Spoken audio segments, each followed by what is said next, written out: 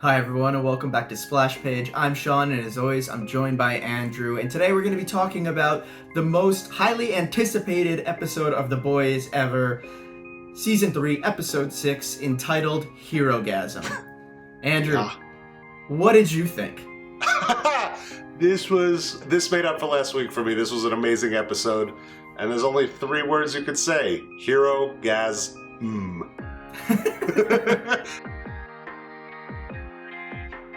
Yeah, I was very excited for this episode, knowing what the comic is like. I was very curious as to how they were going to pull this off, and obviously they made massive changes.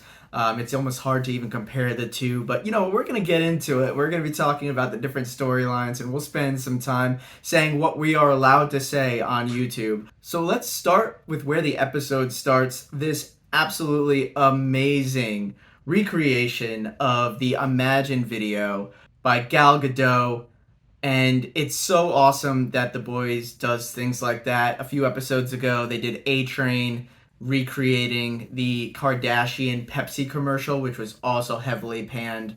But let's do a quick run through of who's in this video.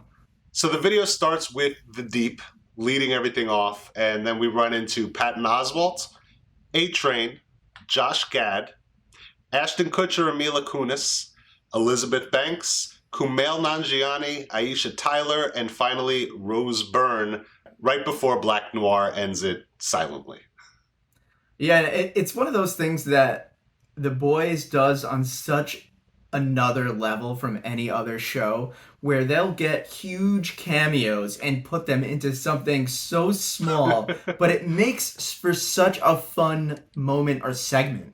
Yeah, and it's also a show about these superheroes that are only worried about their public persona, so it makes sense that they keep parodying the largest kind of marketing campaigns and talking points from the last couple of years. Yeah, and it really brings it into the real world as well. Yeah. One of the things that really started this series was what would happen if superheroes really existed in the current world, and the fact that they are just these marketing juggernauts and making money through TV shows and movies and posters and merchandise is what would happen. And the fact that they keep bringing you back to the real world and showing you real celebrities, and it's phenomenal. It's so well done. But let's jump into the story from the episode. We're going to start with kind of the most disconnected story thread throughout this episode with Kamiko and Frenchie. Kamiko's still in the hospital, hasn't seen Frenchie since he was kind of kidnapped at the coffee machine last episode. And she then gets kidnapped by the same little Nina henchmen that come and grab her. Yeah. We then have a little bit of a standoff where Frenchie is chained to a wall and forced to choose between Kamiko and his ex-girlfriend's life. Yeah, that old gag. And then all carnage ensues. The carnage ensues, and she's able to free herself with a Brave Mauve popsicle stick. You know what? One of the questions, or one of the thoughts that you had in our last video was around, would Kamiko get her powers back? Yeah. And I fully expected her to. And even in a situation like this, potentially saving Frenchie's life or saving one of the boys' lives. And this just goes to show that maybe she doesn't need her powers. She obviously takes it as a big negative. She still sees herself as a monster. Right. But honestly, she's just a badass, and she is the reason why they're still alive right now. Well, for a second there, I thought she got them back because of that first slash, but I guess that was a slash with the sharpened popsicle stick. Yeah. I still expect her to get her powers back, but if they don't give her powers back, but she maintains the illusion of this crazy fighter, that'd be interesting. She's still got the skills to fight, Right. She's still done it thousands of times. I did see this on that whole fight scene where she's stabbing Yevgeny in the chest.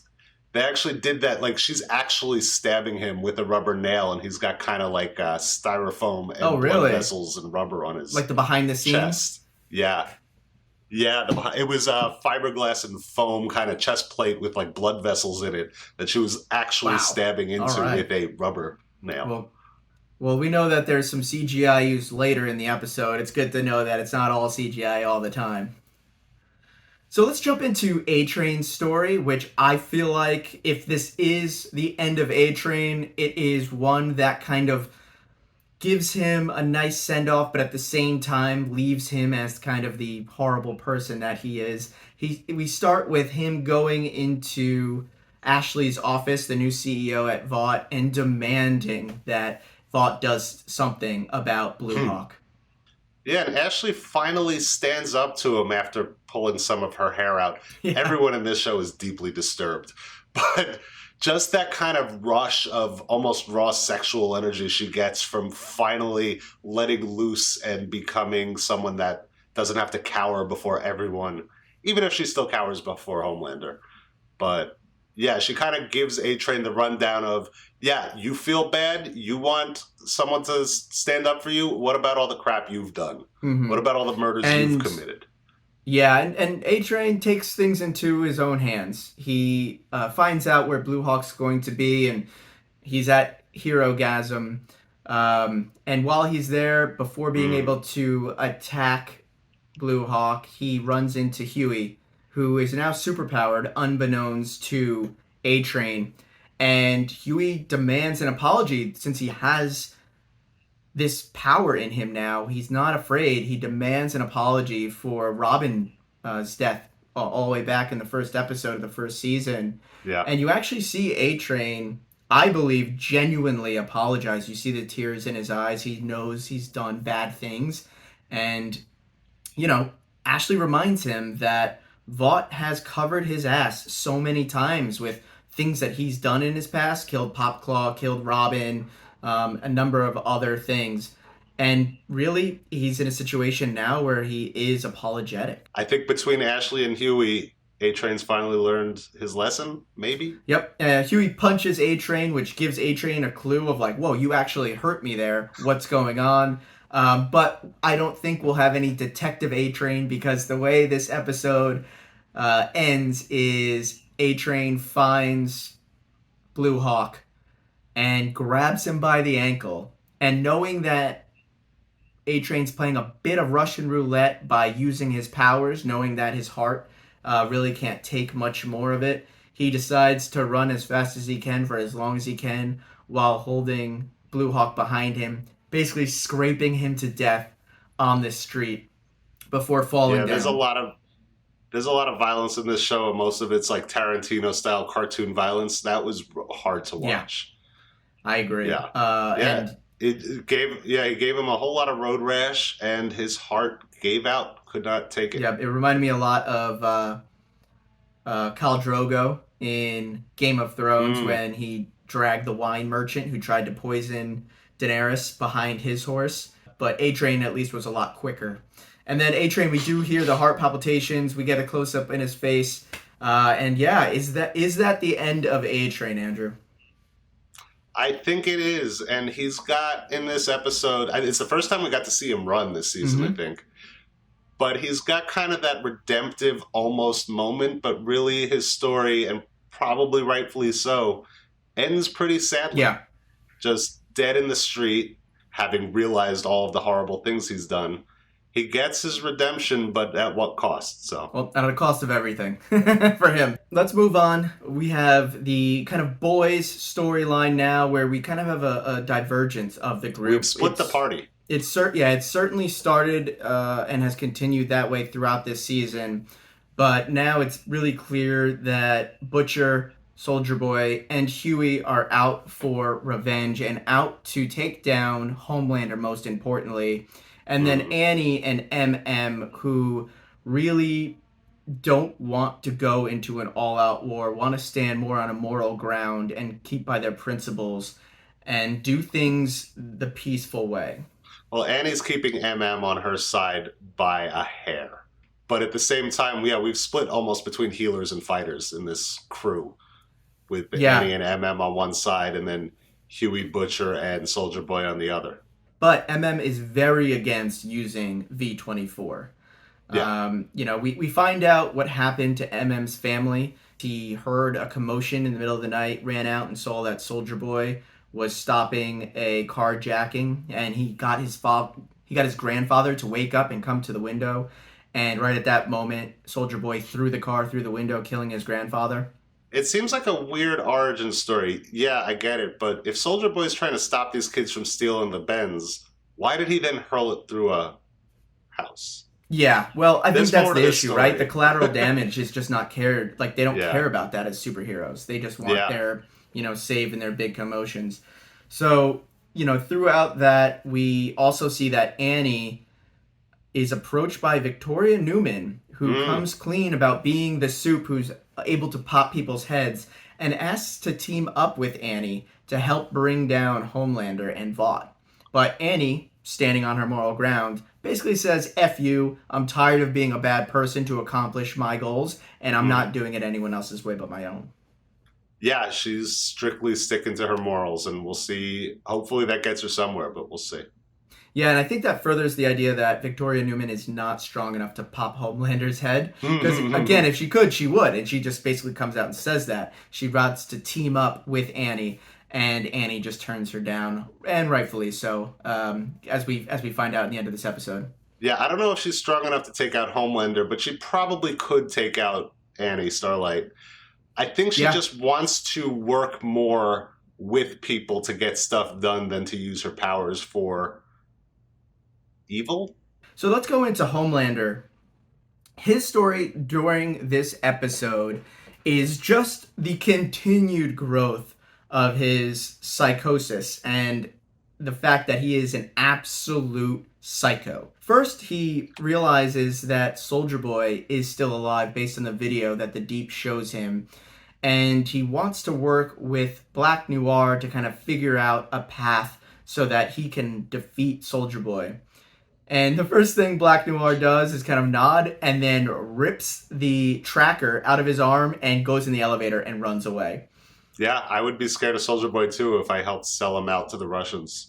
Yeah, and he's called out specifically as the person who does it later on in the episode, I which we'll don't cover know in a that. bit. But I don't know that I believe that, but we'll get I there. don't. Same. We'll definitely find out. Yeah. We know that Homelander is going through some kind of psychological breakdown because he then has a conversation with himself in the mirror. Very Smeagol Gollum, Mm. if you ask me. And it's like the psycho version of him is in the mirror, and almost the human slash still kind of a child portion is standing in the room. And he's almost like, you need me to take over and to be able to, handle everything that's going on. If there's anything this episode's show me, it's that Anthony Starr is a brilliant actor. Just Mm-hmm. both of the from both angles of the mirror. Yeah, it was a phenomenal scene and a complete dissociative break, and it's frightening and tense. And he's the only one in the room. So, due to the Deep's role as the lead of crime analytics, he's able to see that Black Noir has done what he's done to his tracker, and he tells Homelander that this is the case. Homelander is a little bit shook by this fact, but because of this, the Deep and his wife, who also seem to have a little bit of tension growing between them, are able to piece together that Soldier Boy is actually after the group Payback. So Black Noir, being in Payback, is on the run, and the Deep is able to give Homelander the address of the TNT twins. So we know that at some point Soldier Boy is going to go after them, and therefore Homelander knows what his next step is. Yeah, this whole episode has kind of been a journeying episode where all of our disparate party members meet up at TNT's house for the grand finale. Which, you know what? Why don't we talk about that right now? Let's do it. We get Hughie, Soldier Boy, and Butcher kind of hiding out in a motel, and they come to an agreement. The boys will help Soldier Boy find all of the members of Payback if, in return, Soldier Boy will kill Homelander for them. There's a bunch of great jokes in this scene. My particular favorite is the one about Bill Cosby. Totally unexpected because obviously he went under. Soldier Boy went under in the 80s, and he calls out that Bill Cosby is America's father, and then ends it by saying, and he makes really strong drinks. Yeah. Just killed me. Annie and MM are the first to make it to the TNT's house, followed quickly there by Butcher, Hughie, and Soldier Boy. But a few of my favorite things just about what's happening in that house. Mm-hmm. The first one is the pineapple door knocker. which pineapple is for like swingers, I believe. It's the international sign of swingers. Then out comes Love Sausage, which I guessed that was Love Sausage in the trailer video, but I didn't know if they were actually going to do it. But it makes a ton of sense because Love Sausage is the only Russian soup that we know, and we know that Soldier Boy is triggered still by Russian music. So that kind of connection made sense. Russian music is kind of Soldier Boy's yellow, as if he were the Green Lantern. Or I guess kryptonite would be the better terminology, but he just can't keep it under control whenever Russian music plays. Yeah, and the environment itself is so out of control. There's very little we can say about it outside of the fact that MM is going to need a new jacket. He just gets covered in bodily fluids, and that's not coming out. No. Hughie teleports in, and that's when he runs into Atrain. But more importantly, once Butcher and Soldier Boy get into the house, Soldier Boy confronts the TNT twins, who are absolutely petrified of Soldier Boy, and they say that it was Black Noir who set up handing over Soldier Boy to the Russians. Who is the only one left now because Gunpowder and Crimson Countess and now the TNT twins in a second when you get to it are all gone. Yep. And in that second, music is playing because Love Sausage is in the room. It's Russian music. That triggers Soldier Boy, who then blows up the house, killing or maiming the majority of the non-soup and even the soup people that are in there. Yeah. And that's about when our friend Homelander shows up, right? Oh, yeah. Yeah. He does. He shows up, sees Soldier Boy, and a fight commences. He is shocked to find out that Butcher also has superpowers. This fight is phenomenal. Yeah. I wanted to see Butcher punch Homelander in the face. Andrew, I know for you it's been a, if the boys have superpowers as well, then what's the point of this show? It's just going to be Supes versus Supes. But this fight is what I wanted. You know what? I take it all back. It was phenomenal. It also shows you why you shouldn't wear a cape, because there's a moment where Homelander's about to I-beam laser someone, and Soldier Boy grabs him by the cape and tears him back down to the ground. It's just a liability. Yep. And Hughie pops into the fight as well. Obviously, he teleports there, so he's naked again, which might be one of my favorite running gags in this show. And they continue to fight until they have Homelander pinned down, Soldier Boy charging up to shoot him so that he no longer has superpowers. And then in that kind of last second show of strength, Homelander is able to shoot out through the skylight and leaves the boys kind of sitting on the ground, shocked that they weren't able to accomplish taking out Homelander. I gotta give it to everyone involved in that scene, especially that last moment where Homelander is being pinned to the ground right before he escapes and just looks like a rabid dog. I don't know if they minorly CGI'd his face other than the red laser eyes, but he looked demonic in that moment. Did, yeah. I totally agree. It was, easily one of, if not the best fight scenes, I feel like, in this show's history. It was the other side of the coin to Mauve, Starlight, and Kamiko beating up Stormfront last season. Yep. And actually, Stormfront gets a shout-out in this episode. I don't know if you remember this.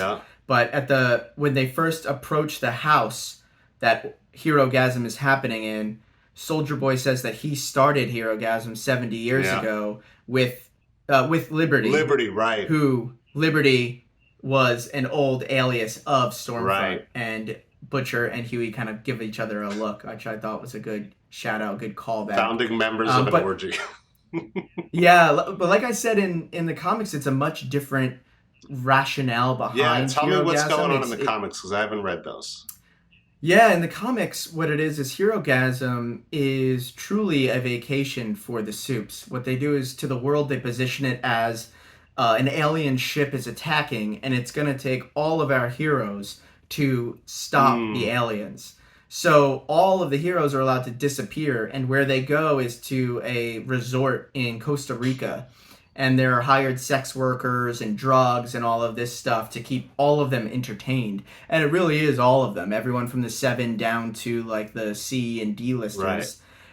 And it's a just a debaucherous, horrible time. In fact, they say that, after these big team ups, someone always dies and that the public loves it. And it's actually because at some point someone dies. One of the heroes dies at Herogasm because it's just too out of control, whether it's via violence, drugs, or whatever. Right. So Well, it's an absolute debaucherous event, but it's, just on a bigger scale than you can show in a TV show. So in the books, there's no fight like this story-wise at that. It's just kind of a joke that they all go to this sex party.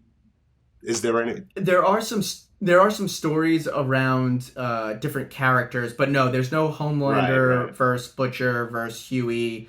Soldier Boy is there, but Soldier Boy is actually kind of a cuck, to be honest with you. He sleeps with Homelander in the attempt to get into the 7, and Homelander's like, you weren't that good. Oh, this was okay. And that's actually one of the first issues we really get a good introduction to Payback, as all the Payback members are at Herogasm. And we find out that each one in their own time tried to get into the 7 rather than stay in Payback because it's an absolute, second, B team kind of thing. And yeah, we really get to know each one of the characters there, which is very funny. Well, in that case, I'm going to give it to the writers here because they did a phenomenal job keeping this grounded and interesting and moving our plot forward, which is apparently diverged just enough from the comics that none of those spoilers matter. So to wrap up this episode, we have some really big moments for Starlight, or should I say Annie, as she kind of rejects her superhero name. First and foremost, her and Hughie, I would say at this point, would be considered broken up. No longer together. Hughie very much goes with Butcher and Soldier Boy and completely disrespects Annie and her wishes that he does not try to be a superhero, as she doesn't need him to be a superhero. She just needs him to be her boyfriend. Then, coming off of that, she decides to live stream a video from outside of the Herogasm Massacre house with bodies covered in sheets behind her, and calls out Vought, calls out Homelander, calls out Soldier Boy, openly quits and says she doesn't know what's going to happen to her next. She says Mauve's missing. It's a wild speech she gives.